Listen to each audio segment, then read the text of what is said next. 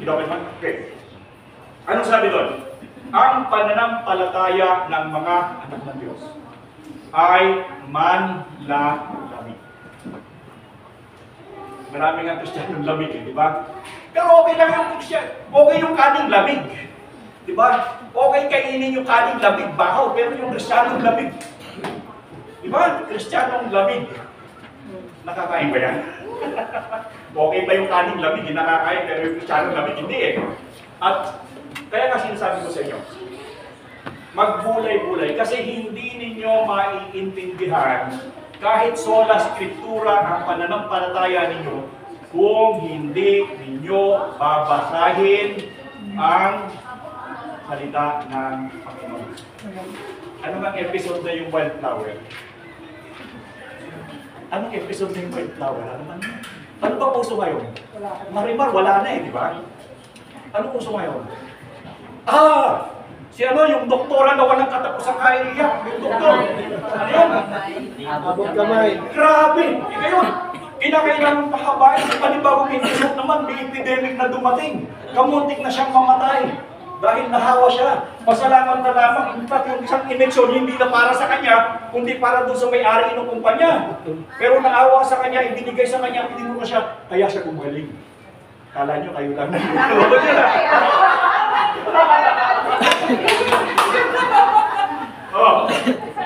Kinakailangan marunong ito sa lahat ng bagay. Kasi teacher ito. Diba? Teacher, dapat alam mo lahat, mali sa sanlibutan. Paano mo ituturo kung anong ginagawa na sanlibutan sa iyong mga nag-aaral kung hindi mo alam? Okay, pala sa alam nyo kung bakit? Eh kasi, mag-aaral akong ganito. Ito sa lamin. Yun yung television. Andun yung Netflix. Eh si Mrs. Nagpapahinga mainit, hindi ako pwedeng lumapas kasi baka ako mahilo. Anong gagawin ko sa loob ng kwarto? Ano nga yun? Wait naman yun eh. Meron pang tugtog yun eh. Namatay pa siya, no? Yung halos nagpalaki sa kanya. Diba, sinyo? Si Michael. Anyway. So, that's scriptura. Walang tradisyon. Yakusin natin kung ano ang... Ay, isa pa, galit na galit ako kay Mrs. Ay, nako, bakit pa kinuha ng Channel 7 yung may bakla? Si Vice Ganda. Vice Ganda. Ay, matindi talaga yun. Dapat, walang Kristiyanong manunood sa pisa. Ako, sabihin ko na sa inyo. Blatant. Binuhay mo yung kanyang boyfriend ng tututing kasama. Hindi pa nagka-problema na yun, naghahalikan yata sila sa mga bata pang nanonood eh, nagsusubuan silang dalawa. Di ba nagkaroon ng occasion? And yan, inadapt ng Channel 7 sila. Ganyan na ang tayo ng sanlibutan. Papaano, ito ang sinasabi ko eh, papaano natin iiwas ang kabataan natin at ang next generation natin sa kababuyan ng mundo dito. Yes. Meron ngayon latest, pa ba? Ngayon, I pronounce you husband and husband. Meron. Meron, may kasabihan. Nasa YouTube, I pronounce you husband and husband. Ano sabi ng Panginoon sa banal na kasulatan? Ang lalaki ay para sa babae. How would you escape your children from this wicked generation? Not unless you gather together, stick together, and stand on what you believe in. Pag pinabayaan nyo ang mga anak ninyo, pinabayaan nyo ang inyong mga angkan dyan sa labas, maniwala kayo sa akin, mamaya hindi lang nag-ML yan, nag-TPL siya. Kasi iba yung kanilang sistema sa kasama. Diba? So again, ito pa isa. Pinakita natin sa oras scriptura. Ito maganda sa lahat. Pag binasa nyo ang Bible, may nakasulat doon. Sulat ni Apostol Pablo sa mga taga-Corinto. Sulat ni Apostol Pablo sa taga-Thessalonica. Ito maganda. Pag binasa mo yan, meron siyang chapter at meron siyang verses. Halimbawa, Pastor Walter, ano pangalan natin mo? Virginia. Uy, kapangalan ng nanay ko. Virginia. Magaganda yun. Yes, Sumulat si Pastor Walter sa kanyang nanay. Mahal kong inang Virginia, chapter 1. Isinusulat ko ang mga bagay na ito dahil nais kong malaman mo na kami nasa maayos na kalagayan. Verse 2. Verse 2 na, no? Sulat ko ito eh. Kasi may chapter, tapos may verse. Verse 2 na. Ang iyong mga apo ay nasa maayos na kalagayan. Verse 3. Ganun ka ba magsulat? Eh bakit ganun yung sulat ni Apostol Pablo? Napansin niyo ba? Sulat ni Apostol Pablo sa mga taga-Corinto, chapter and verses. Sa palagay niyo ba sinulat ni Apostol Pablo yan? No. Hindi. Kung ano siya, Apostol Pablo magsusulat. Taga-Corinto, chapter 1. Ito ang sinasabi ko sa inyo, verse 2. Hindi naman ganun ang sulat. Ganun ba kayo magsulat? Eh bakit ganun yung Biblia? Hindi niyo ba pinagtataka niyan?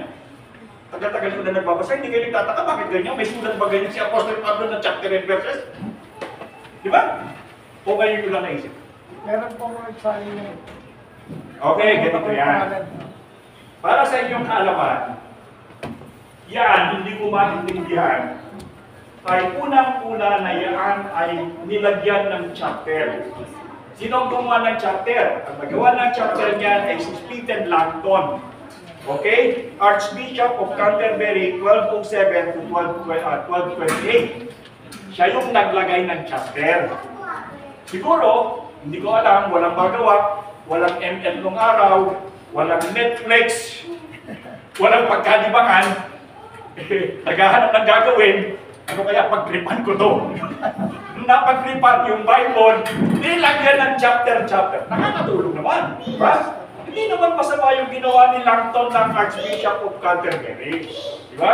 Nakakatulong hanggang ngayon, nakakatulong. Kahit nakatulong tayo ng ganyan eh. John 3:16, sapagkat ganyan lang. Eh kung wala yung chapter and verses, kaya nyo yan? Hindi. So nakatulong yung ginawa ni Langton. Now, chapter lang ang ginawa ni Langton. Ang tagal. Pero pa rin isang clipper. Ang pinag-clipper naman, verses. Diba? Ang pangalan niya ay si Robert Estienne. Robert Estienne. French yan. No? 1551 niya, nilagyan ng mga verses. Okay, so ngayon, kung nababasa natin ang Bible as a sola scriptura na merong chapter and verses, merong dalawang taong walang magawa sa buhay, kasi hindi uso ang Netflix ay walang mapagkipan kasi talagang pagtatime, 15 seconds na yung gagawin mo. That is why ito yung Renaissance period, yung talagang naghahanap ang tao na karunungan, walang magawa. Remember, Renaissance period. Remember, ito rin yung panahon na lumabas ang napakaraming kulto. Seventh-day Adventist, Jehovah's Witnesses, lahat yan dyan ang nagsulputan kasi na-open ang Catholic na suppress na hindi na kinaya ng suppress na Roman Catholic. Yung mga lumalaban sa kanya. That's why nagsulputan na. Mga nanaginip sila, 3 araw ako ikaw nagpulong, nanaginip ako, dumating yung amir. Okay ka. Sa 7-day Adventist. Magkulong si Kipuloy, pupunta doon sa anong bundok yun. Pupunta doon. Hindi si Tama, Kipuloy. Silent na si Luchidyo. Meron pumunta doon, nakausap niya ang Diyos. Di ba, meron na ngayon, kaya meron siyang jet, meron siyang meron pang ang laki ng kanya. Hindi ako naniwala sa asawa ko. Dapat meron din kami 747. Ginawa ko ng araw pa. Di ba? Ngayon, wala eh. Avanza pa rin lang ang driving natin. Stick shift pa eh. Di ba? So, nakita natin na ang Bible pala, kung bakit may chapter and may verses, hindi pala kasama yan sa original. Di ba? Yan pala ay way back ng 15th century. Doon lamang yan nag-umpisa na lagyan ng chapter and verses. So, naintindihan nyo na. Yung iba, tanongin mo, bakit may chapter and mamaya pag yung mga wala dito? Yung mga hindi nag-aral, tanongin nyo. Sabihin mo nga sa akin kung bakit ang Biblia ay may chapter and verses. Pag hindi mo alam, magkatirik ka na. Yes, Apo. Diba? Kasi dito marami kayong matututuhan. Diba? So, hindi pa nga tayo nakakasunod. This is only an introduction. This is only an introduction. Anyway, madami kayong matututuhan sa introduction. Naintindihan niyo ba yung yung background ng Bible na ito ay Biblos? Pagkatapos ng Biblos, ito ay naging Biblia, pumunta doon naging papyrus sheets hanggang 1611, tapos nakarating sa atin na 1905, nagkaroon ng Tagalog version. Ngayon, pinag-aralan natin ng Sola Scriptura, meron palang dalawa yan, yung 72 at saka yung 66. 66 sa mga Protestants, basta hindi Romano Katoliko, 72 solid. Sa Roman Catholic, meron silang additional na Deuterocanonico at tawag. Okay. Ngayon, bakit meron mga tradition sa mga Roman Catholic? Dahil dito nila hinangok doon sa in-exclude ng Protestant. Kaya ngayon, hindi naman natin tinatanggap o hindi natin tinatanggap ang tradisyon. So, wala Scriptura. Ang kasulatan ay ginagamit upang ituwid ang mali at gabay sa tamang pamumuhay. Kung talagang Sola Scriptura tayo, ang sabi ng Panginoon, if you love me, ano? Obey my command.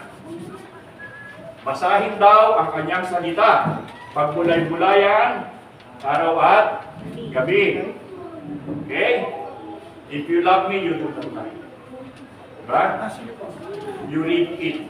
Kasi nga, the only way for us, Protestant Christians, evangelical, to be free from this wicked world and the activities is yung mind natin should be saturated by the Spirit of God through yung pagbabasa ng salita ng Diyos sa pamamagitan ng tulong ng Espiritu ng Diyos. Hindi naman kung ano-ano ang utak natin, you should be filled by the Word of God. Remember, an idle mind is, ano? Sabihin natin factory of Satan. Yan ang kanyang an idle mind. Factory niya. Diyan siya kikilos, diyan siya kagalaw. And the only way for us to be able to suppress that idle mind, read. Ipalagay ninyo sa inyong mga sarili na kayo ay nasa 15th century pa lamang. Walang ML, walang Netflix, walang wildflower, walang lahat, walang television, wala. Ipalagay nyo siya, dahil nandoon kayo, wala akong gagawin kundi magbasa ng salita ng Diyos. Diba? Put yourself way back in the old times. At ito rin ang pinakamagandang magagawa ninyo sa inyong mga anak, sa inyong mga kapatid, maliliit, sa inyong mga kaibigan. Because if you do not do that, your mind will be idle and it will be a workshop, hindi pala factory. An idle mind is a workshop of Satan. Fill it with the word of the Lord. Question. Sige. Sa mga EPC po sa mga verse, Alin? yung mga letters po. Kanya-kanya na lang ulit, katulad ng ulit. Kanya-kanya pagalingan na lang yan. O, di ba? Paano kayo manalangin? Paano kayo manalangin? ACTS. Paano kayo manalangin? Dapat manalangin kayo. ACTS. Acts. Adoration. Confession. ACT. Thanksgiving. And supplication. Paano kayo magdasal? Ako, may napapansin ako sa inyo dito. Dasal kayo ng dasal ng Lord God, Lord God, Lord God. Napapansin ko sa inyo yan. Hindi nyo pwede pagsamahin yun. Magkaiba yun eh. Sino si Lord? Sino si Lord? Si Jesus Christ. Yung God, yung tatay. Nananalangin po ako, anak at ama. Mamaya, Lord God, Lord God. Yung po yung together. Di ba sabi ng Panginoon, manalangin kayo sa aking pangalan? So you will be praying on the name of the Lord. Pwede yung put it all together. So pag pinasabi mo na lang, we are praying to Lord God, wala na si pangalan sa panghuli. Di ba? You should pray in the name of the Lord. Eh, paano na si Lord? Sinabi mo na doon sa una ng Lord God na wala na siya sa ilalim. Ang Bible ay para sa pag-read. Diba? Nang mali at paglahat. Madami pa akong nakapansin sa inyo. Uutay-utay ko kayo. So, acts of prayer, di ba? Minsan nagkakronin. Acts of prayer. Adoration. First, you adore God. Tapos, you say what your problems are, yung mga offenses mo. Then you go, thanksgiving, thank you for all the forgiveness that I can avail from you. Dahilan sa ikaw ang namatay para sa akin. And then, the only time you will say, Panginoon, ito po ang aking kailangan. And you do not need to repeat and repeat and repeat and repeat it again. Why? Ang sabi ng Panginoon, hindi ka pa humihingi, alam ko na ang iyong kailangan. Diba? Ayaw ikaw ang may kasalanan, sabi mo yung acronym. Right. Hindi po yan, paano po yan? Halimbawa, yung nagpipray, lagi nababanggit ang si Lord. Ano ba po yun? Habit yun eh. That is a habit. Kailangan po, minsan lang. Eh di ba sabihin makinalangin ka sa Ama sa pangalan ng anak? Di ba? Ama namin sa langit, sumasalangit ka sa bahay ng ngalan mo, Diyos, the way, di ba nagbigay pa ng sample? Hindi nyo ba nakita yung sample of prayer? Yes po. O, nakita nyo ba na pauli-uli doon? May nakita pa doon ng Lord God, Lord God? Di ba wala? Sabihin naman, KJ ako. Diba? At least, nalalaman na po. Kaya lang, wala tayong magagawa. Eh, lagi ng turo eh, anong gagawin ko? Unless, wag na ako papasukin dito. Pastor, para ka na. Hindi, Diba? okay po yan. Alam niyo ba nangyari sa akin yan? Alam niyo ba na nangyari sa akin? Ako ang speaker. Ito, Pastor Walter, pakinggan mo to. Pastor Walter, pakinggan mo to. Ako ang speaker. Nung tumayo na ako sa pulpito, pinababa ako,